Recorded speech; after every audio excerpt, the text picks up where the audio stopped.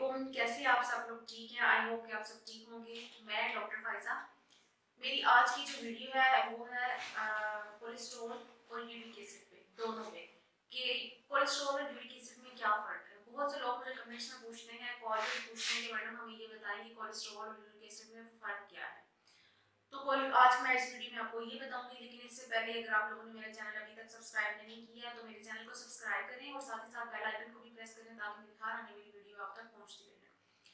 तो अब हम स्टार्ट करते हैं अपना टॉपिक कि पहले तो मैं आपको बताती हूँ इसके इन दोनों में यूरिक एसिड और कोलेस्ट्रॉल में मैंने अलग अलग वीडियोस भी बनाई हुई हैं और उसके साथ साथ आपको उनको कंट्रोल करने के मैंने तरीके भी बताए हुए हैं और ये भी बताया, उनके साथ मैंने एक नुस्खा भी बताया हुआ है। तो इन दोनों में डिफरेंस ये है कि जो यूरिक एसिड है ये हम जो भी डाइट लेते हैं, हमारी डाइट में प्यूरिन नामी केमिकल होता है। जब हम डाइट लेते हैं तो हमारी बॉडी में जाता है, वो जाकर यूरिक एसिड पैदा करता है और यूरिक एसिड की खास मकदार हमारी बॉडी में ज़रूरत होती है।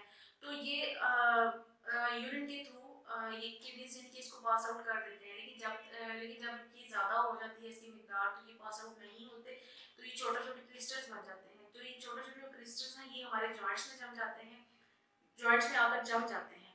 तो जिसको हम कहते हैं कि यूरिक एसिड हो गया, हमारी बॉडी में यूरिक एसिड बढ़ गया है, जिससे जब हम ये घुटनों में या किसी भी जॉइंट में जब ये जाते हैं कि जॉइंट में बहुत ज़्यादा दर्द भी होता है, स्वेलिंग होती है, चलने फिरने में बहुत ज़्यादा मुश्किलात आती हैं, यानी कि बहुत ही प्रॉब्लम होता है, दर्द जो बहुत ज़्यादा होता है।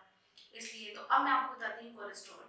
कोलेस्ट्रॉल जो है ये एक चर्बी की एक किस्म है जो कि हमारी बॉडी में मौजूद होती है। ये लीवर के थ्रू पैदा होती है, जिगर इसको पैदा करता है। और इसके साथ साथ हम जो डाइट लेते हैं, जो इसमें हम लेते हैं मीट, उससे ये पैदा होता है, चिकनाई वाली चीज़ों से पैदा होता है।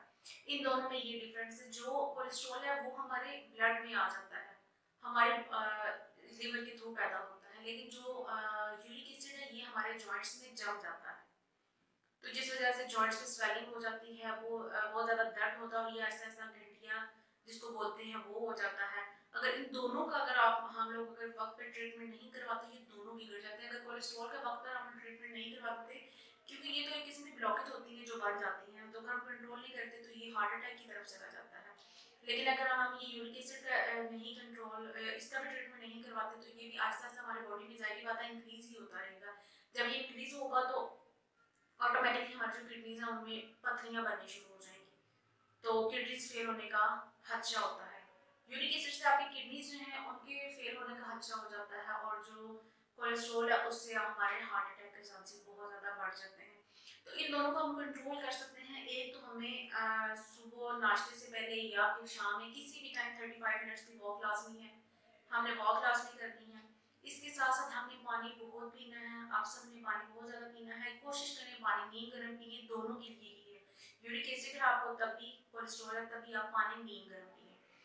ये दोनों काम करें। इसके साथ साथ अपनी डाइट में अगर यूरिक एसिड है तब भी, अगर कोलेस्ट्रॉल है तब भी अपनी डाइट में फ्रूट्स का इस्तेमाल करें, ज़्यादा सब्जियों का ज़्यादा इस्तेमाल करें।